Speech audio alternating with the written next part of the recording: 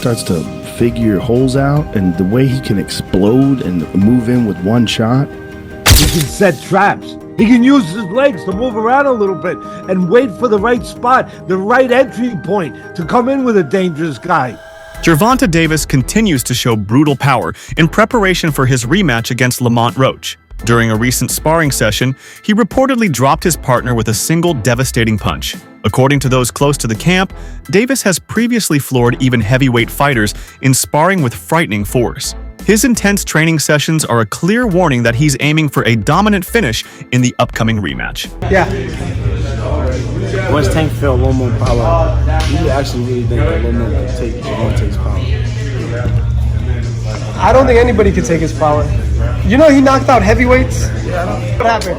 Man, I was about to spar. Before I was about to spar Tank, he was sparring this big boy. A heavyweight? Heavyweight boy. And Tank hit that nigga. He hit him so hard that he was on the top of the rope just like this. I'm like, I thought he died. Like, I ain't gonna lie to you. I thought he died. In preparation for the upcoming rematch, Gervonta Davis is pushing himself to the limit. His recent training footage displays an intense level of energy, with non-stop combinations delivered at blistering speed. The focus in his camp is clearly on power and precision. Davis is not taking any chances this time.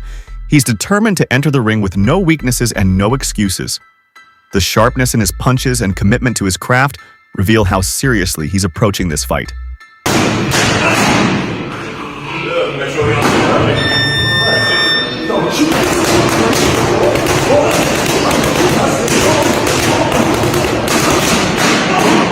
Terrence Crawford recently gave insight into the raw power that Davis possesses.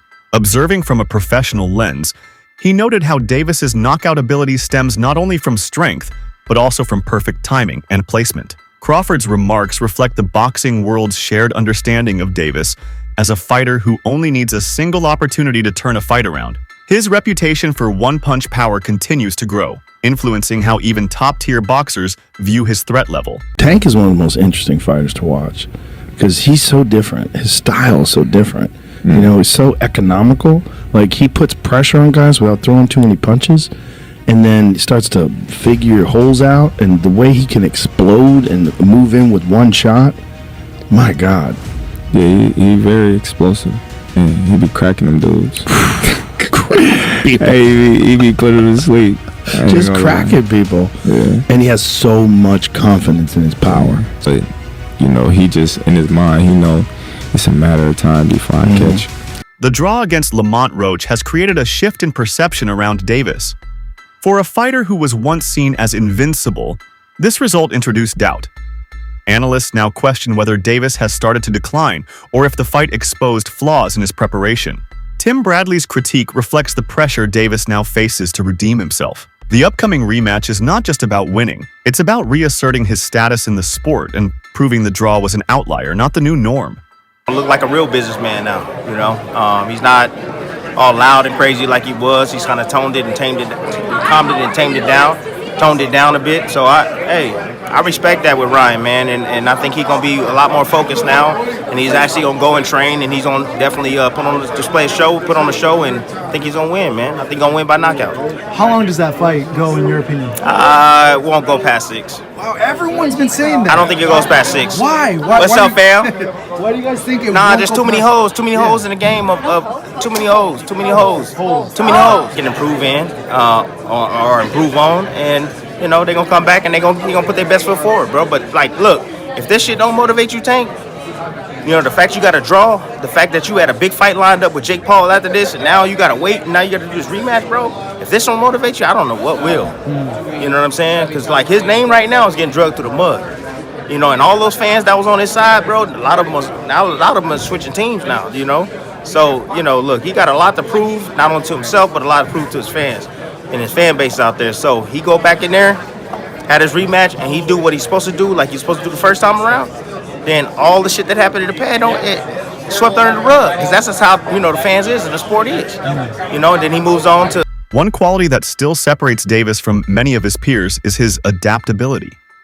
He can control the pace of the fight whether he chooses to pressure or box from range. This flexibility in style allows him to adjust in real time, which could be a decisive factor in the rematch.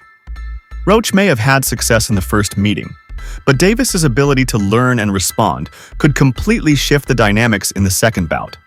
He can set traps. He can use his legs to move around a little bit and wait for the right spot, the right entry point to come in with a dangerous guy.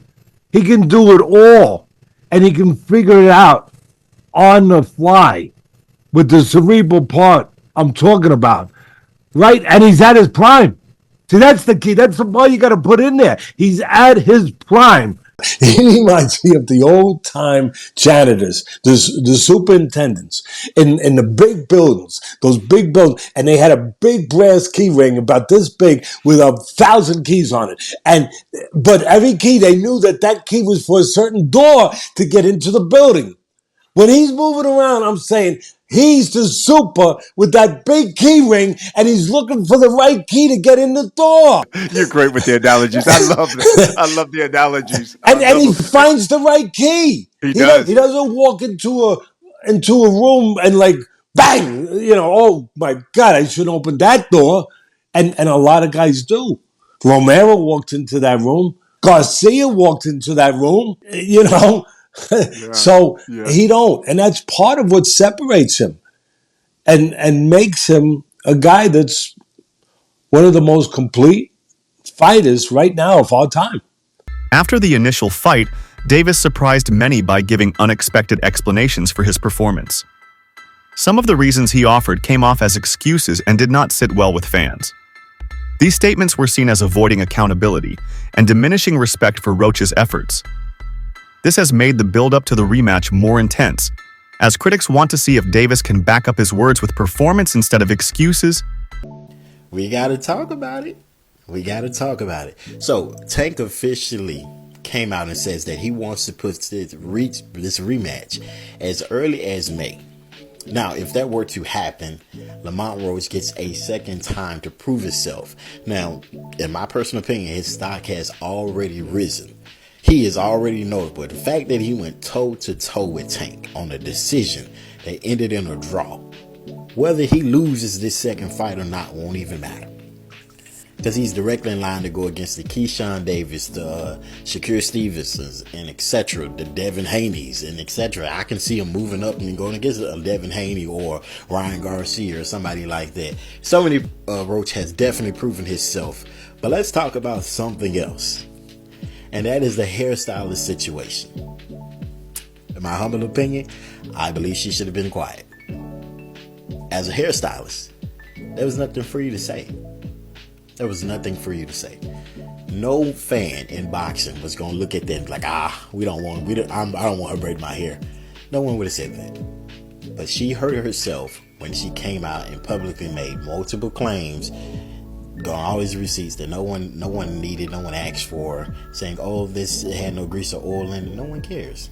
Nobody even believes it.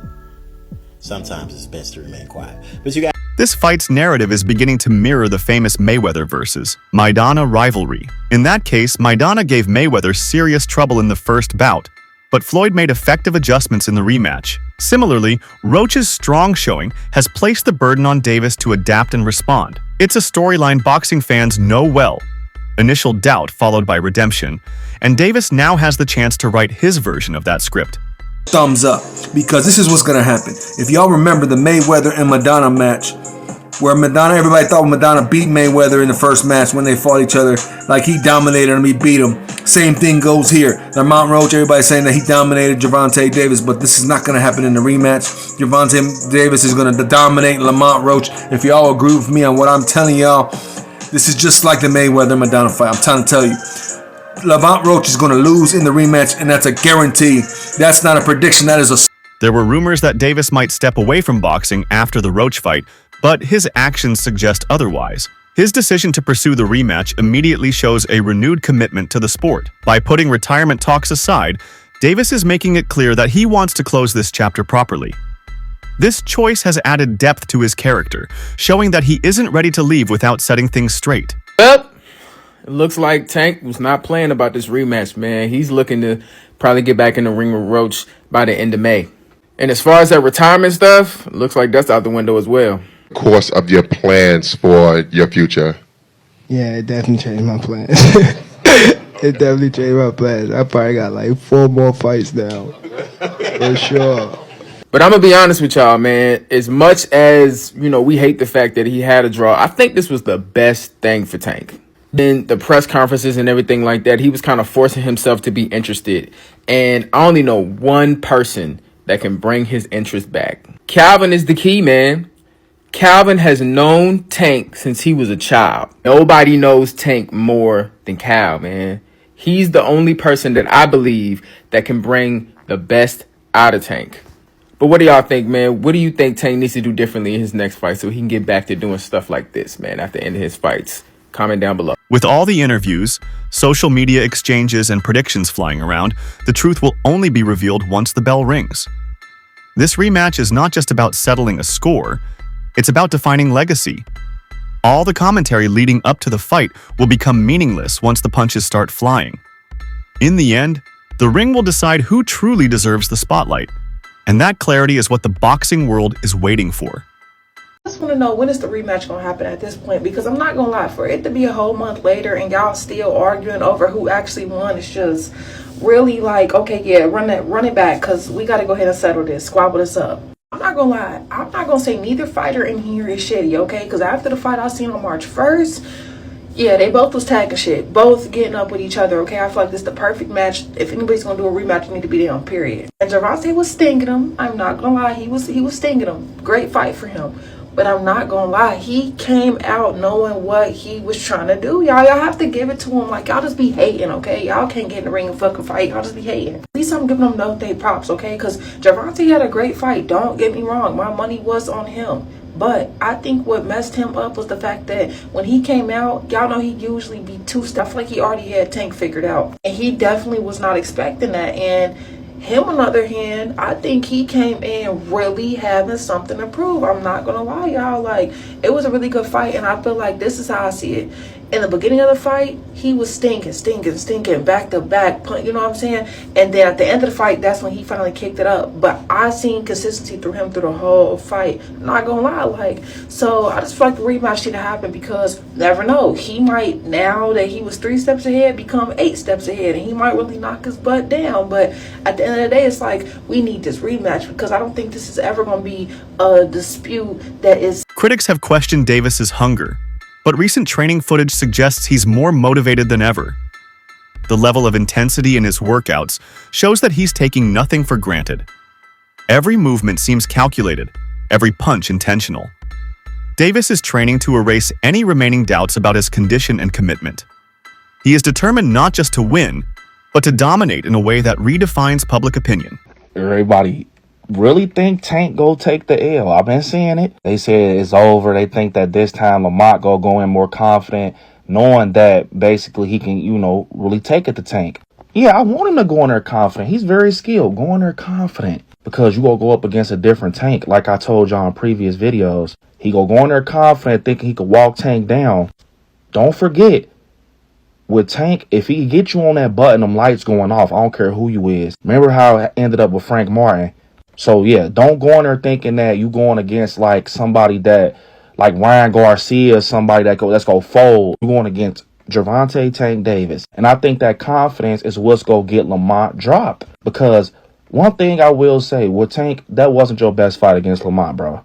I feel like you was confident, and you was really just, your mind was in y'all story, the lore and everything with y'all history. You ain't going there like, I'm fighting a stranger. You going there like, oh, this Lamont. This from the same camp. We from the same area. But now I think that whole situation woke him up, because you got to think, Tank not used to losing. He not used to people being against him. He not used to being the one that, like, got to step back from the situation. That's why I think he being hushed right now, because when he come this time, it ain't no talking. And that's why I think it's scary, because we never see Tank in that mode where he don't say a word. I think this gonna be a different Tank. And what's crazy is Tank used to be like that in the beginning, like when he was with Floyd.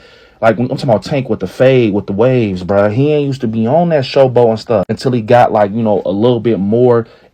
Boxing expert Teddy Atlas recently shared his views on what makes Davis such a unique talent. According to Atlas, Davis's physical tools are only part of the equation. His timing, ring IQ, and ability to control space make him one of the sport's most dangerous competitors.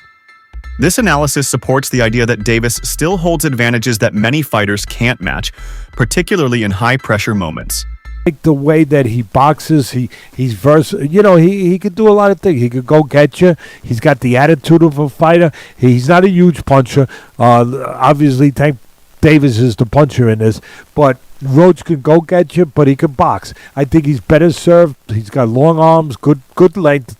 He's better served. He's got a good boxing IQ, fundamentally solid. He's better served to box on the outside with the always dangerous Tank Davis. Box, see if he can get it done. Angles, pot shot, be disciplined enough to do that all night long. I think he should stay away from trying to go on the inside, which again, he's got the attitude of a real fighter, which you love. I'm going to go inside sometimes. I don't know that would be the best choice. He knows how to do it if he wants to. At the end of the day, all of what I said, Bud, it's one thing that really makes the day. It's not because Tank Davis is just undefeated. It's not because Tank Davis is just a great puncher. He's just a full package. He's really, really the full. I don't make him pound for pound up there. He's up there in the top 5 pound for pound. I don't put him there because he's a puncher. I put him there because he is a complete darn fighter. He can go get you. He can fight in the trenches. He can go to the body, the head. He can use his legs when he has to. He can set traps. He can counterpunch. Unlike many rivalries that drag out before resolution, this rematch is happening swiftly, and that's a good thing for boxing. By agreeing to run it back so soon, both fighters are keeping the momentum alive. Fans are still emotionally invested, and the controversy from the first fight is still fresh. The timing allows for a direct continuation of the rivalry without the story growing cold. It's a smart move for both fighters and the sport as a whole. Big credit here because I have a lot of criticism for Gervonta Davis and Canelo Alvarez for the choice of opponents.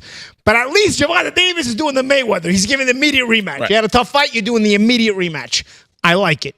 All right, so what I'm I need to push back real quick. Yeah, I knew you would. Go ahead. Push back. I'm giving the guy credit. I like Gervonta Davis. I know you talk a lot about his opponents and whatever, and you're talking about the Lamont Roach. We're not going to go pick a but okay, find me a less than a 10-1 underdog and he fought on pay-per-view. Look, I'm talking about this fight right here. Look at the first fight.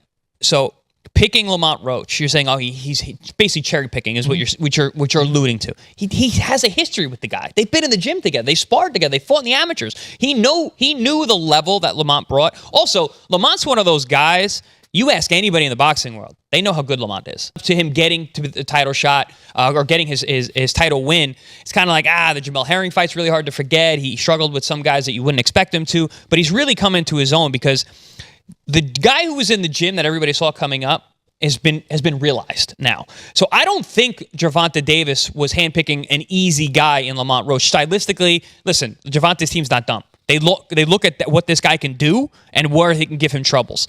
And it certainly worked out that way. Did they overlook him a little bit in terms of being like, I beat him back then.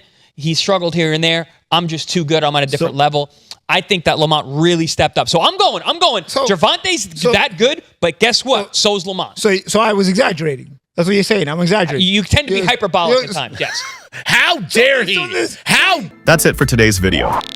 Stay tuned until next time.